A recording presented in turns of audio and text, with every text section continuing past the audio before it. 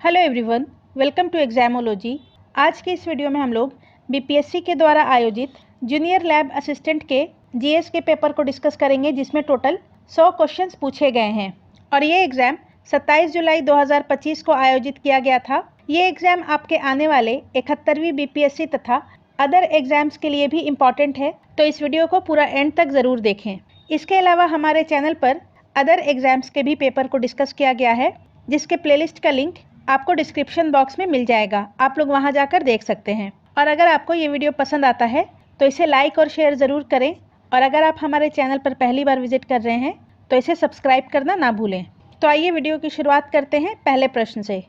पहला क्वेश्चन है, नक्सल मुक्त भारत हेतु सरकार द्वारा निर्धारित वर्ष है। नक्सल मुक्त भारत के लिए सरकार के द्वारा निर्धारित वर्ष 31 मार्च 2026 है। ऑप्शन ए इसका सही आंसर हो जाएगा, 31 मार्च 2026। भारत सरकार ने 31 मार्च 2026 तक नक्सल मुक्त करने का लक्ष्य रखा है।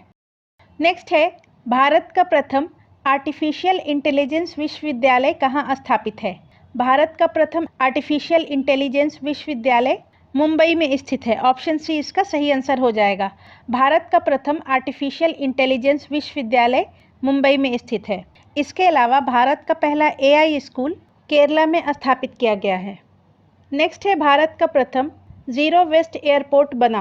तो भारत का पहला zero waste airport Indore airport बना है। ऑप्शन डी इसका सही आंसर हो जाएगा, इंदौर एयरपोर्ट। भारत का पहला zero waste airport Indore airport बना है। और नई दिल्ली एयरपोर्ट भारत का पहला नेट ज़ीरो कार्बन उत्सर्जन वाला हवाई अड्डा बना है। नेक्स्ट है, अटल युवा महाकुंभ का आयोजन कहाँ किया गया। तो अटल युवा महाकुंभ का आयोजन लखनऊ में किया गया तथा इसका उद्घाटन 25 दिसंबर 2024 को उत्तर प्रदेश के मुख्यमंत्री योगी आदित्यनाथ और रक्षा मंत्री राजनाथ सिंह ने किया था। नेक्स्ट है, मेजर ध्यानचंद खेल रत्न पुरस्कार 2024 से संबंधित सही तथ्य है। तो 2024 में मेजर ध्यानचंद खेल रत्न पुरस्कार डी गुकेश को शतरंज यानी कि चेस के लिए दिया गया था। मनु भाकर को शतरंज के लिए नहीं, शूटिंग के लिए दिया गया था। हरमनप्रीत सिंह को क्रिकेट में नहीं, हॉकी में दिया गया था। और श्री परवीन कुमार को पैरा एथलेटिक्स में दिया गया था। तो इसका सही आंसर ऑप्शन डी हो जाएगा। श्री परवीन कुमार का संबंध पैरा एथलेटिक्स से है। नेक्स्ट है, निम्नलिखित में से कौन सा जोड़ा सुमेलित नहीं है। यहाँ पर सुमेलित नहीं है पूछ रहा है। शिपकीला हिमाचल प्रदेश, तो शिपकीला दर्रा हिमाचल प्रदेश में है। चांगला लद्दाख, तो ये भी सही है। लीपू लेक उत्तराखंड, तो ये भी सही है। और लाखा पानी जम्मू कश्मीर, तो ये गलत है। लाखा पानी पास अरुणाचल प्रदेश में है। तो इसका सही आंसर ऑप्शन डी हो जाएगा। नेक्स्ट है, निम्नलिखित में से चाय की कौन सी किस्म भारत में उगाई जाती है। तो इसका सही आंसर ऑप्शन डी हो जाएगा, असेमिका। भारत में असेमिका किस्म की चाय उगाई जाती है। और इसके अलावा अरेबिका, लाइबेरिका और रोबस्टा, ये तीनों कॉफ़ी की किस्में हैं, चाय की नहीं। नेक्स्ट है, वेदांता एल्युमिनियम लिमिटेड स्थित है। तो वेदांता एल्युमिनियम लिमिटेड लांजीगढ़ में स्थित है। लांजीगढ़ उड़ीसा। नेक्स्ट है, राष्ट्रीय जल मार्ग 2 किनके बीच फैला हुआ है। तो राष्ट्रीय जल मार्ग 2 धुबरी और सादिया के मध्य स्थित है। ऑप्शन बी इसका सही आंसर हो जाएगा। और ये ब्रह्मपुत्र नदी पर है। तो राष्ट्रीय जल मार्ग 2 धुबरी और सादिया के बीच स्थित है और ये ब्रह्मपुत्र नदी पर है। हल्दिया और इलाहाबाद के बीच नेशनल वाटरवेज 1 है। कोल्लम और कोट्टम के बीच नेशनल वाटरवेज 3 है। लखीपुर और भांगा के बीच नेशनल वाटरवेज 6 है। नेक्स्ट है, भारत की निम्नलिखित जनजातियों में से कौन सी तीव्र जनहरास का सामना कर रही है। तो इसका सही आंसर ऑप्शन सी हो जाएगा, जारवा जनजाति। और जारवा जनजाति अंडमान और निकोबार द्वीप समूह की एक जनजाति है, जो कि बाहरी दुनिया से सीमित संपर्क के कारण तीव्र जनहरास यानी कि जनसंख्या में कमी का सामना कर रही है। और इनकी आबादी मात्र 250 से 400 व्यक्तियों के बीच होने का अनुमान है। नेक्स्ट है, निम्नलिखित पुस्तकों में से कौन एक व्याकरण संबंधी लिखित सामग्री है। अष्ट अध्याय, इसका संबंध व्याकरण से है और इसकी रचना पाणिनि ने की थी। महाभाष्य, ये पतंजलि की रचना है और इसका संबंध भी व्याकरण से है, संस्कृत व्याकरण से। प्राकृत प्रकाश, इसकी रचना श्री मथुरा प्रसाद के द्वारा की गई थी और इसका संबंध भी व्याकरण से है। तोल्काप्पियम ये एक तमिल व्याकरण की पुस्तक है जिसकी रचना तोल्काप्पियार के द्वारा की गई थी। तो इन चारों पुस्तकों का संबंध व्याकरण से है। तो इसका सही आंसर ऑप्शन डी हो जाएगा, 1, 2, 3, 4 सभी। नेक्स्ट है, गुप्त राजाओं ने बड़ी संख्या में सोने के सिक्के जारी किए, उन्हें क्या कहा जाता था? गुप्त काल में सोने, चांदी और तांबे के सिक्के चलाए गए और गुप्त शासकों ने सर्वाधिक सोने की मुद्राएं जारी की, जिन्हें उनके अभिलेखों में दिनार कहा जाता था। ऑप्शन बी इसका सही आंसर हो जाएगा। गुप्त राजाओं ने बड़ी संख्या में सोने के सिक्के जारी किए जिन्हें दिनार कहा जाता था। और फाहियान के अनुसार सामान्य लोग खरीद बिक्री के लिए कौड़ियों का प्रयोग करते थे। नेक्स्ट है, फिरोज शाह तुगलक के शासनकाल में रजबा एवं उलुग खानी निम्नलिखित में से किसका नाम था?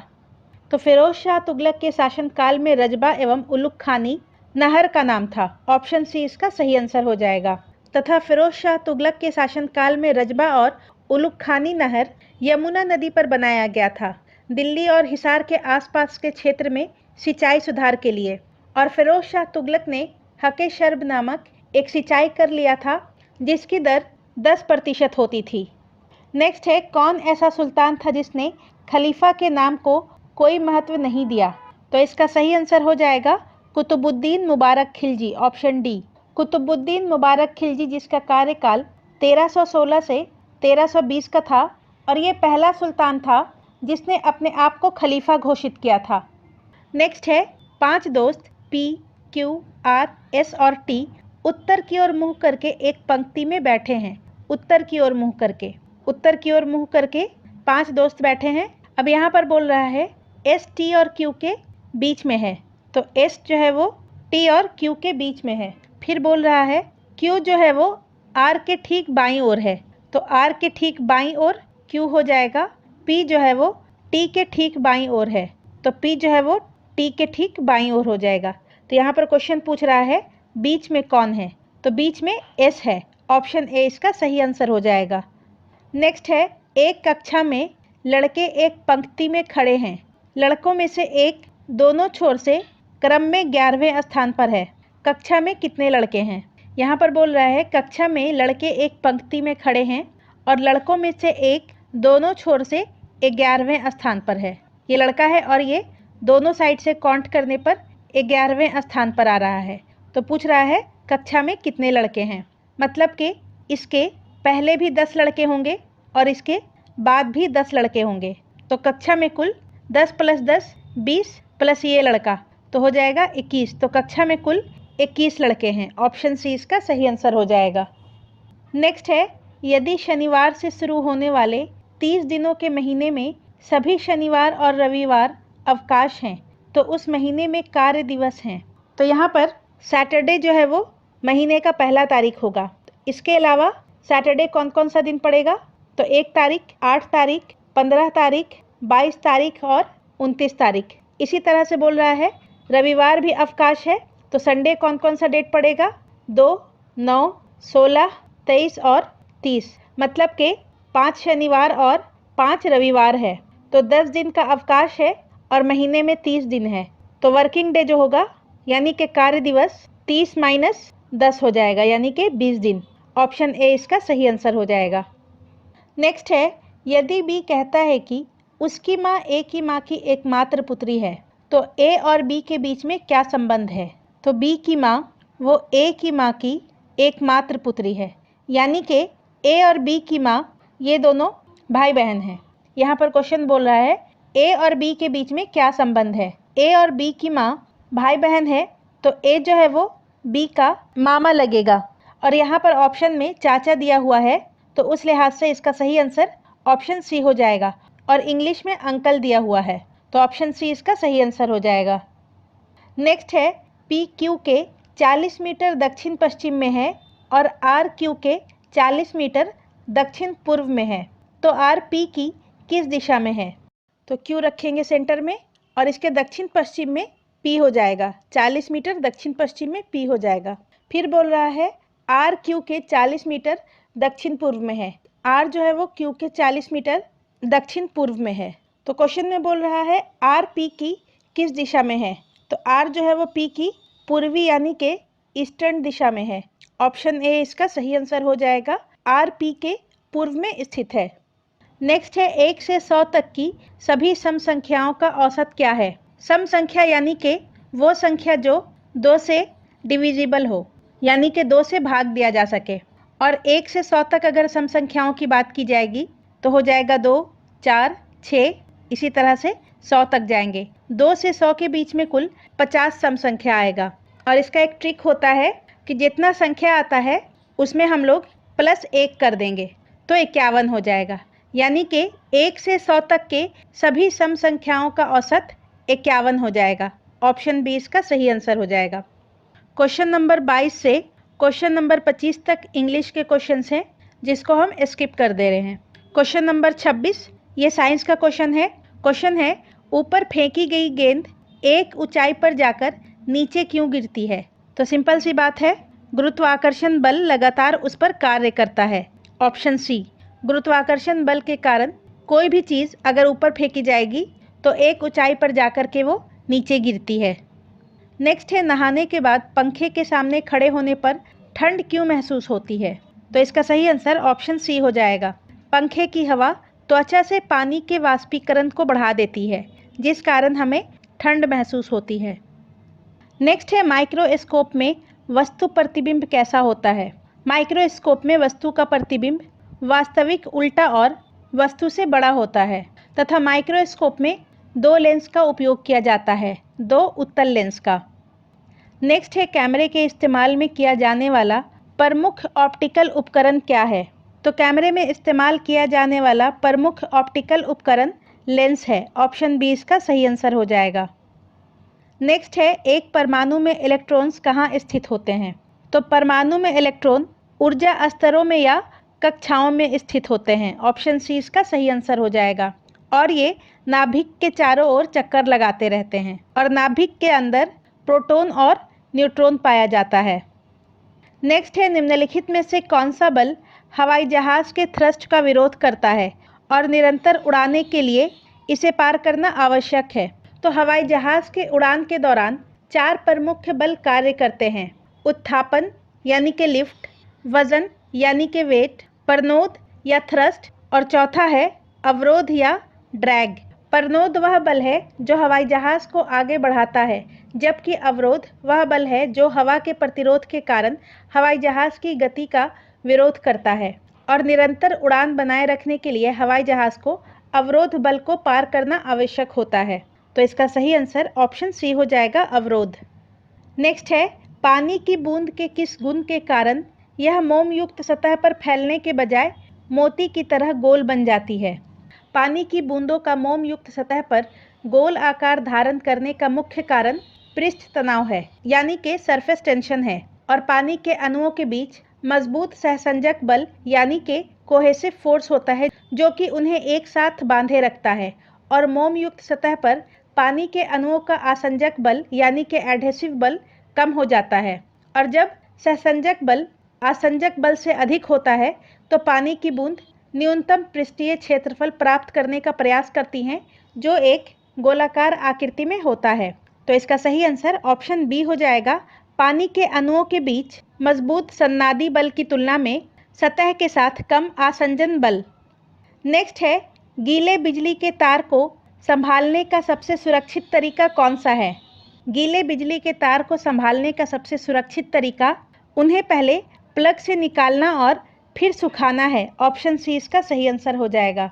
बिजली के तार या उपकरण को छूने से पहले उसे हमेशा बिजली के स्रोत से डिस्कनेक्ट करना सबसे महत्वपूर्ण सुरक्षा उपाय है। नेक्स्ट है, निम्नलिखित में से कौन सी विशेषता धातुओं में पाई जाती है।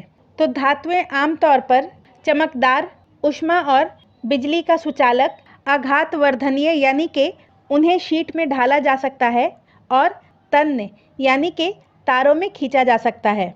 तो दिए गए विकल्प में तन्य होना ये धातु की विशेषता है, जबकि गैस अवस्था में होना, विद्युत का कुचालक होना और भंगुर होना ये तीनों नॉन मेटल का यानी कि अधातु की विशेषता है। इसके अलावा अधिकांश धातुएं कमरे के तापमान पर ठोस होती हैं, जिनका गलनांक और क्वथनांक उच्च होता है तथा उच्च घनत्व भी होता है। नेक्स्ट है, जब कोई धातु किसी तनु अम्ल के साथ अभिक्रिया करती है तो क्या बनता है। तो जब कोई धातु किसी तनु अम्ल के साथ अभिक्रिया करती है तो उस स्थिति में साल्ट और यानी कि लवण और हाइड्रोजन गैस बनता है। तो इसका सही आंसर ऑप्शन बी हो जाएगा, लवण और हाइड्रोजन गैस। नेक्स्ट है, आरओ वाटर प्यूरिफायर में यूवी ट्यूब का प्रमुख कार्य क्या होता है। आरओ वाटर प्यूरिफायर में यूवी ट्यूब का मुख्य कार्य हानिकारक सूक्ष्मजीवों को मारना या निष्क्रिय करना है। तो ऑप्शन बी इसका सही आंसर हो जाएगा, हानिकारक सूक्ष्मजीवों को मारना या निष्क्रिय करना। नेक्स्ट है, एनपीके उर्वरक का प्रयोग मुख्य रूप से क्यों किया जाता है। एनपीके यानी कि नाइट्रोजन, फास्फोरस और पोटेशियम उर्वरक का प्रयोग मुख्य रूप से क्यों किया जाता है। तो एनपीके उर्वरक का प्रयोग पौधों को आवश्यक पोषक तत्व प्रदान करने के लिए किया जाता है। ऑप्शन सी इसका सही आंसर हो जाएगा। नेक्स्ट है, कास्टिक सोडा और कास्टिक पोटास का रासायनिक सूत्र क्रमशः क्या है। तो कास्टिक सोडा यानी कि सोडियम हाइड्रोक्साइड, इसका रासायनिक सूत्र NaOH होता है तथा कास्टिक पोटास यानी कि पोटेशियम हाइड्रोक्साइड, इसका रासायनिक सूत्र KOH होता है। ऑप्शन बी इसका सही आंसर हो जाएगा। NaCl यानी कि सोडियम क्लोराइड, जिसे आमतौर पर टेबल सॉल्ट के नाम से भी जाना जाता है, और KCl यानी कि पोटेशियम क्लोराइड, और इसे आमतौर पर पोटैश का म्यूरिएट भी कहा जाता है और इसका उपयोग उर्वरक के रूप में किया जाता है। Na2CO3, इसका केमिकल नेम सोडियम कार्बोनेट है और सामान्यतः इसे वॉशिंग सोडा या सोडा ऐश के नाम से जाना जाता है तथा K2CO3, इसे पोटेशियम कार्बोनेट के नाम से जाना जाता है जिसका सामान्य नाम पोटाश है। HCl, ये हाइड्रोक्लोरिक एसिड का सूत्र है तथा H2SO4, ये सल्फ्यूरिक एसिड का सूत्र है। नेक्स्ट है, कास्टिक सोडा की तुलना में कास्टिक पोटाश यानी कि KOH, ये कास्टिक सोडा यानी कि NaOH की तुलना में जल में अधिक घुलनशील होता है। तो ये गलत हो गया। कास्टिक पोटाश कास्टिक सोडा की तुलना में अधिक शक्तिशाली क्षार और अधिक नमी सोखने वाला होता है।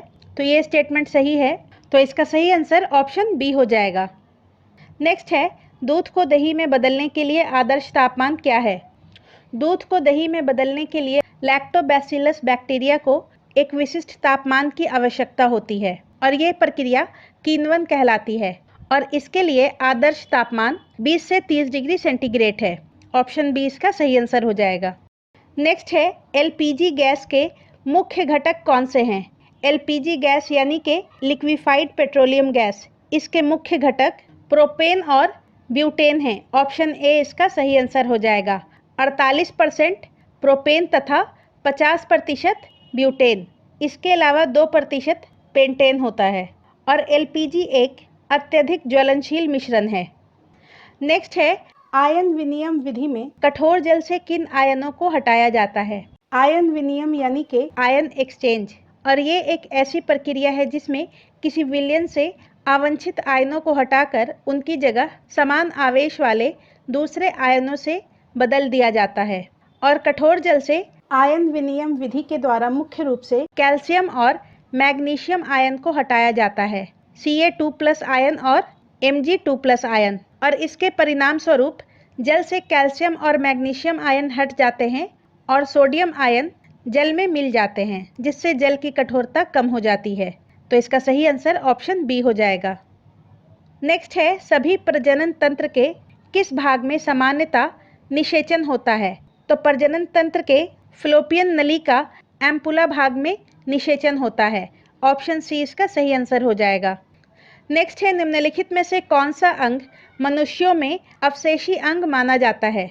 देखिए, अवशेषी अंग वे अंग होते हैं जो विकास के दौरान अपने पूर्वजों में कार्यात्मक थे लेकिन वर्तमान प्रजातियों में उनका कार्य या तो समाप्त हो गया है या तो बहुत कम रह गया है। और दिए गए विकल्प में अपेंडिक्स जो है वो एक अवशेषी अंग है और ये बड़ी आंत से जुड़ी होती है। नेक्स्ट है, निम्नलिखित में से कौन सा रोग एक प्रोटोजोआ परजीवी द्वारा होता है। तो इसका सही आंसर ऑप्शन बी हो जाएगा, मलेरिया। मलेरिया प्लाज्मोडियम नामक प्रोटोजोआ परजीवी के कारण होता है जो कि मादा एनोफिलीज मच्छर के द्वारा फैलता है, जबकि तपेदिक या टीबी यह बैक्टीरिया से होता है। टाइफाइड, ये भी बैक्टीरिया से होता है, तथा हैजा ये भी बैक्टीरिया से होता है। नेक्स्ट है, मानव शरीर का कौन सा भाग शरीर के तापमान, भूख और प्यास को नियंत्रित करता है? तो इसका सही आंसर ऑप्शन बी हो जाएगा, हाइपोथैलेमस। हाइपोथैलेमस मस्तिष्क का वो भाग है जो शरीर के तापमान, भूख, प्यास, नींद के पैटर्न और कुछ हद तक भावनाओं और स्मृति को नियंत्रित करता है। नेक्स्ट है, डबल फर्टिलाइजेशन किसकी विशेषता है? तो डबल फर्टिलाइजेशन आवृतबीजी यानी कि एंजियोस्पर्म पौधे की एक विशिष्ट विशेषता है। तो इसका सही आंसर ऑप्शन सी हो जाएगा। नेक्स्ट है, प्रकाश संश्लेषण के दौरान प्रकाश ऊर्जा को ग्रहण करने वाला प्रमुख रंजक कौन सा है? प्रकाश संश्लेषण के दौरान प्रकाश ऊर्जा को ग्रहण करने वाला प्रमुख रंजक क्लोरोफिल है और ये दो प्रकार का होता है, क्लोरोफिल ए और क्लोरोफिल बी। क्लोरोफिल ए प्राथमिक प्रकाश संश्लेषक वर्णक है, जबकि क्लोरोफिल बी एक सहायक वर्णक है। ऑप्शन सी इसका सही आंसर हो जाएगा, क्लोरोफिल ए। और क्लोरोफिल ए सभी पौधों, शैवाल, बैक्टीरिया, साइनोबैक्टीरिया और फोटोट्रोफ में मौजूद होता है, जबकि क्लोरोफिल बी केवल हरे शैवाल और पौधों में मौजूद होता है। नेक्स्ट है, मेंडल के स्वतंत्र वर्गीकरण के नियम अनुसार जीन। तो मेंडल के स्वतंत्र वर्गीकरण के नियम अनुसार अर्धसूत्री विभाजन यानी कि मियोसिस के दौरान विभिन्न लक्षणों के जीन के एलील युग्मकों में एक दूसरे से स्वतंत्र रूप से विभाजित होते हैं, जिसका अर्थ है एक लक्षण की वंशागति दूसरे लक्षण की वंशागति को प्रभावित नहीं करती है। तो इसका सही आंसर ऑप्शन सी हो जाएगा, युग्मक निर्माण के समय स्वतंत्र रूप से विभाजित होते हैं। नेक्स्ट है, पौधों में प्रकाश संश्लेषण की प्रक्रिया में कौन सी गैस अवशोषित होती है? तो प्रकाश संश्लेषण की प्रक्रिया में पौधे कार्बन डाइऑक्साइड गैस को अवशोषित करते हैं और इस प्रक्रिया में वे सूर्य का प्रकाश, जल और कार्बन डाइऑक्साइड का उपयोग करके अपना भोजन बनाते हैं और ऑक्सीजन गैस को उप उत्पाद के रूप में छोड़ते हैं। तो इसका सही आंसर ऑप्शन ए हो जाएगा, कार्बन डाइऑक्साइड यानी कि CO2। अब यहाँ पर क्वेश्चन नंबर 51 से क्वेश्चन नंबर 75 तक कंप्यूटर के क्वेश्चन हैं।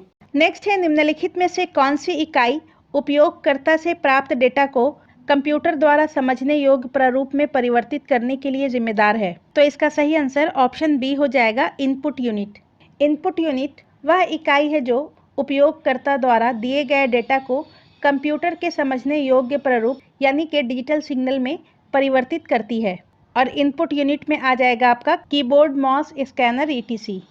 नेक्स्ट है, टाइम शेयर ऑपरेटिंग सिस्टम में जब किसी प्रक्रिया को दिया गया समय स्लॉट पूरा हो जाता है तो प्रक्रिया वर्तमान स्थिति से किस में बदल जाती है? तो टाइम शेयर ऑपरेटिंग सिस्टम में जब किसी प्रक्रिया को दिया गया टाइम स्लॉट या समय स्लॉट पूरा हो जाता है तो प्रक्रिया वर्तमान स्थिति से रेडी स्टेट में बदल जाती है। ऑप्शन सी इसका सही आंसर हो जाएगा। नेक्स्ट है, एक प्रक्रिया किसके कारण समाप्त हो सकती है? तो एक प्रक्रिया नॉर्मल एग्जिट, फटल एरर और किल्ड बाय अनदर प्रोसेस यानी कि किसी अन्य प्रक्रिया द्वारा समाप्त हो सकती है। तो इसका सही आंसर ऑप्शन डी हो जाएगा, more than one of the above. Next है, जब विभिन्न कंप्यूटरों का संग्रह अपने ग्राहकों के लिए एकल सुसंगत प्रणाली के रूप में प्रकट होता है तो इसे क्या कहा जाता है? तो इसे डिस्ट्रीब्यूटेड सिस्टम कहा जाता है। ऑप्शन सी इसका सही आंसर हो जाएगा।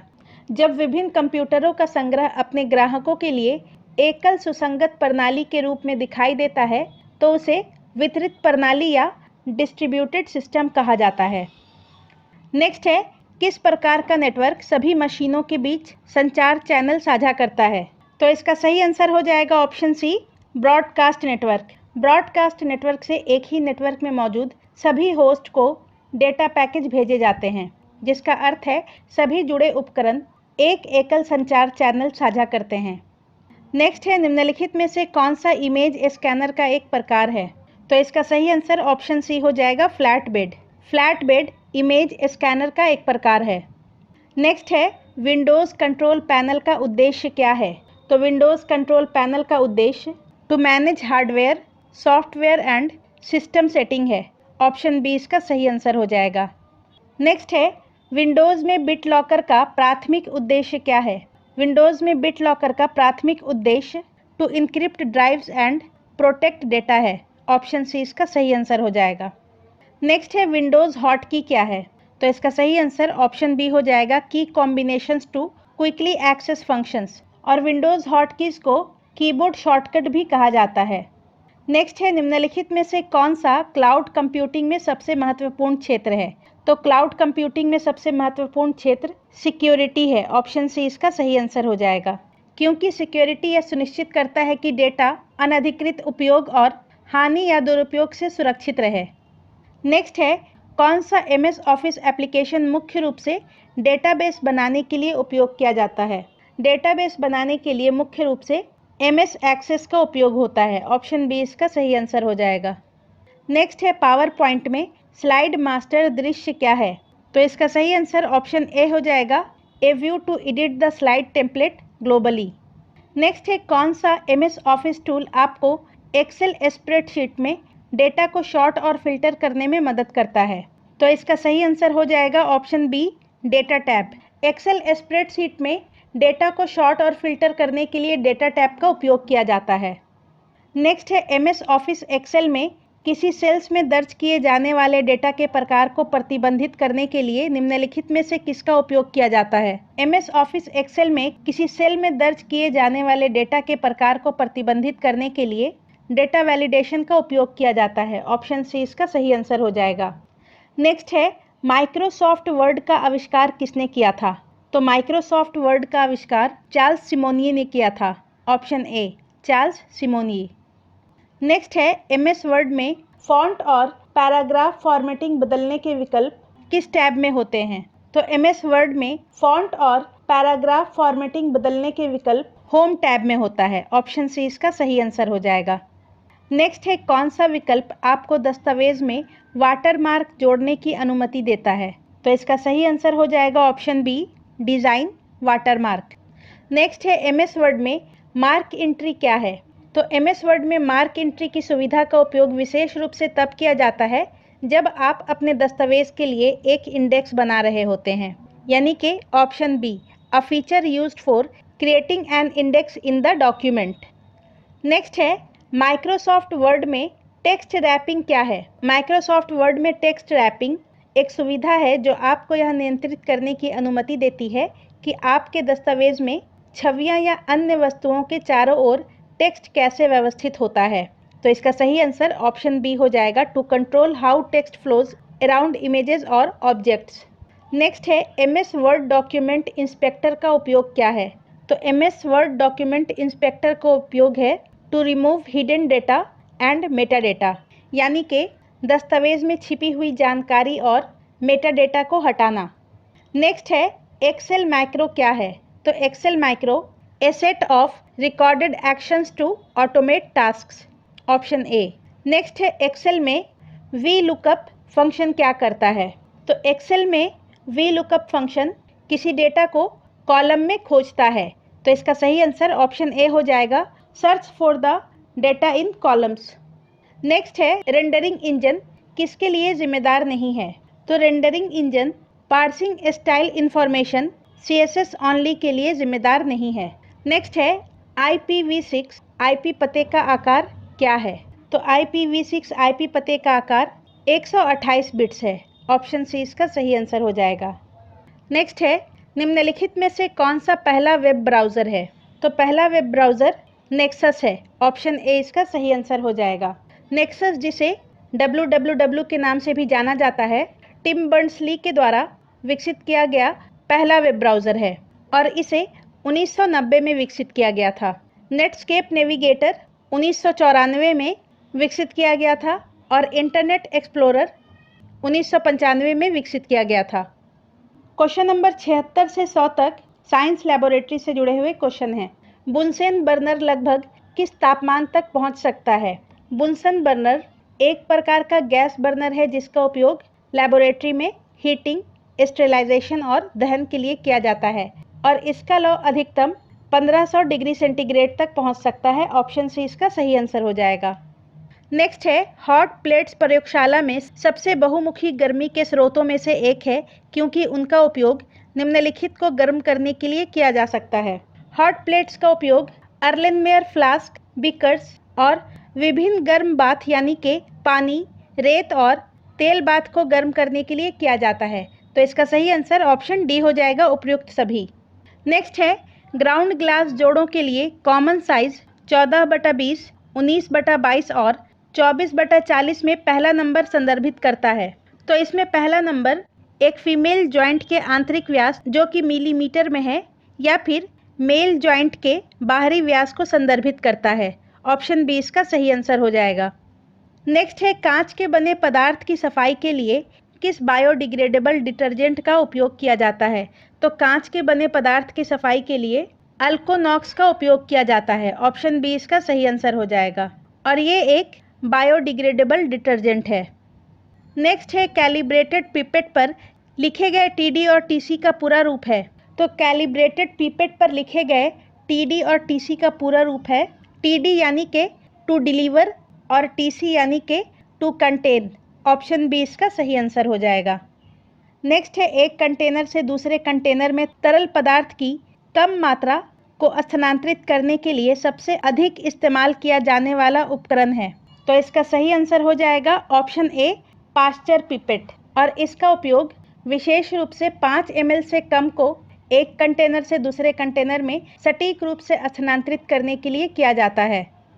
नेक्स्ट है, सेंट्रीफ्यूजेशन का उपयोग किस मिश्रण के पृथक्करण के लिए किया जाता है? तो सेंट्रीफ्यूजेशन एक ऐसी विधि है जिसका उपयोग ठोस कणों को तरल से अलग करने के लिए किया जाता है, खास करके जब ठोस कण बहुत छोटे हों और आसानी से नीचे नहीं बैठ सकते। तो इस विधि के माध्यम से मिश्रण को बहुत तेज़ी से घुमाया जाता है, जिससे कि सघन ठोस कण केंद्र से दूर बाहर की ओर ढकेल दिए जाते हैं और तरल से अलग हो जाते हैं। ऑप्शन सी इसका सही आंसर हो जाएगा, ठोस तरल मिश्रण को अलग करने में।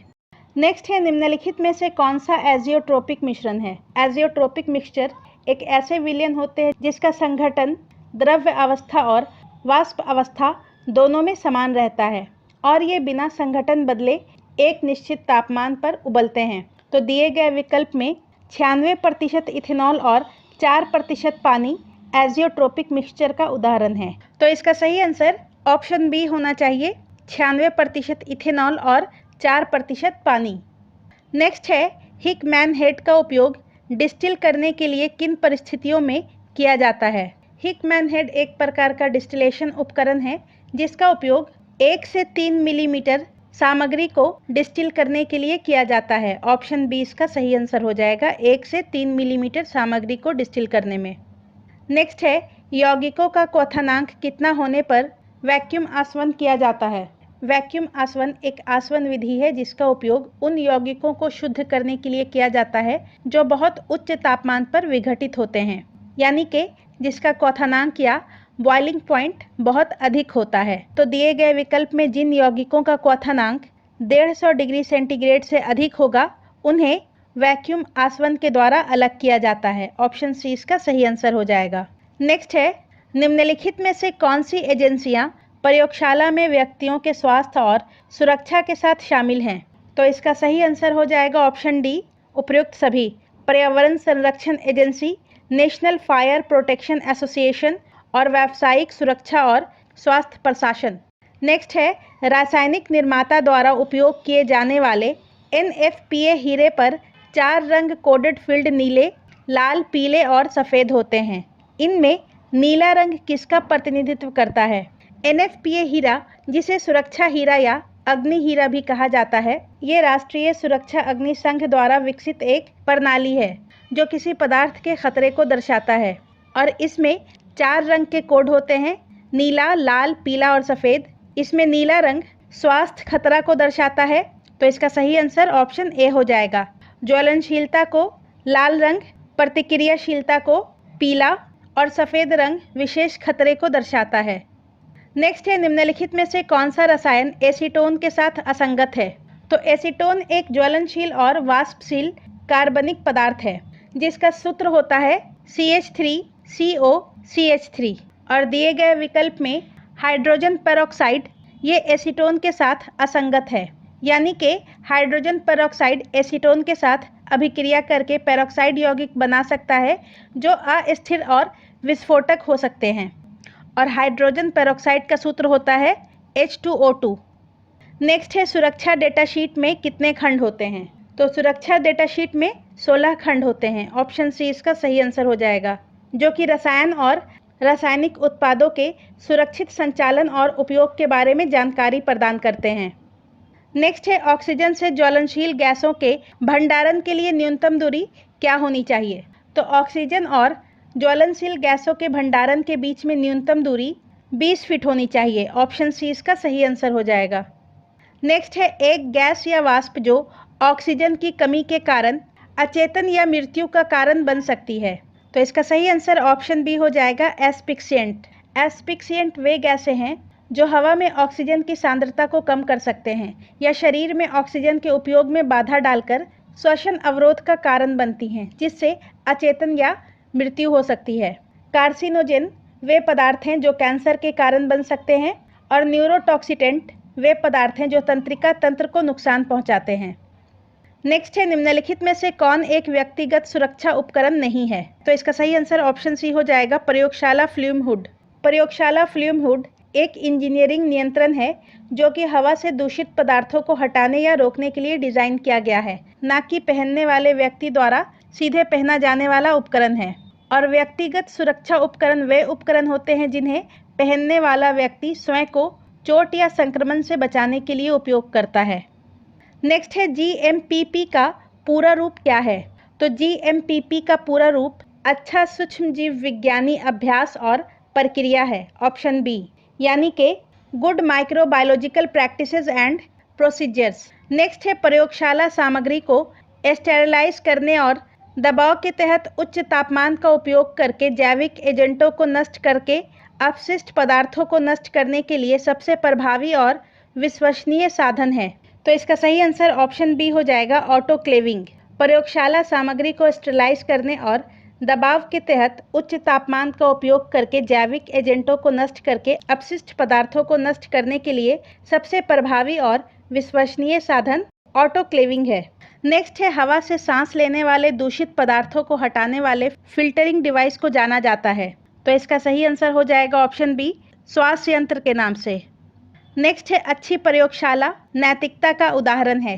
तो इसका सही आंसर हो जाएगा ऑप्शन सी, गलतियों का दस्तावेजीकरण। नेक्स्ट है, एक जैविक एजेंट जो अस्थायी विकलांगता पैदा करने में सक्षम है या स्वस्थ मनुष्य या जानवरों में जानलेवा या जैव घातक बीमारियों को पैदा करने में सक्षम है को जाना जाता है। तो इसका सही आंसर ऑप्शन बी हो जाएगा, श्रेणी ए संक्रामक पदार्थ। नेक्स्ट है, सेंट्रीफ्यूज का उपयोग करते समय सेंट्रीफ्यूज ट्यूब की सामग्री को एक ही स्तर तक भरा और विपरीत स्थानों में रखा गया हो।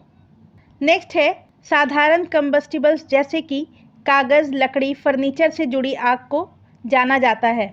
तो साधारण ज्वलनशील पदार्थ से जुड़े आग को क्लास ए फायर के नाम से जाना जाता है। ऑप्शन ए इसका सही आंसर हो जाएगा। और क्लास बी फायर ज्वलनशील तरल पदार्थ जैसे कि गैसोलीन, तेल, ग्रीस और ज्वलनशील गैसों के कंबशन को कहा जाता है। और क्लास सी फायर में ज्वलनशील गैसें और द्रवीभूत गैसें शामिल होती हैं। नेक्स्ट है, गंभीर या घातक मानव रोग से जुड़े एजेंटों का उपयोग उनके लिए निवारक या चिकित्सीय उपचार से संबंधित शोध कार्य करने वाली प्रयोगशालाओं को वर्गीकृत किया जाता है। तो उन्हें बायो सेफ्टी स्तर 3 में वर्गीकृत किया जाता है। ऑप्शन सी इसका सही आंसर हो जाएगा। तो आज की वीडियो में बस इतना ही। अगर आपको ये वीडियो पसंद आता है तो प्लीज़ इसे लाइक और शेयर ज़रूर करें, और अगर आप हमारे चैनल पर नए हैं तो इसे सब्सक्राइब ज़रूर करें तथा हमें कमेंट करके ज़रूर बताएं कि आपको हमारा वीडियो कैसा लगा। वीडियो पूरा एंड तक देखने के लिए आपका धन्यवाद।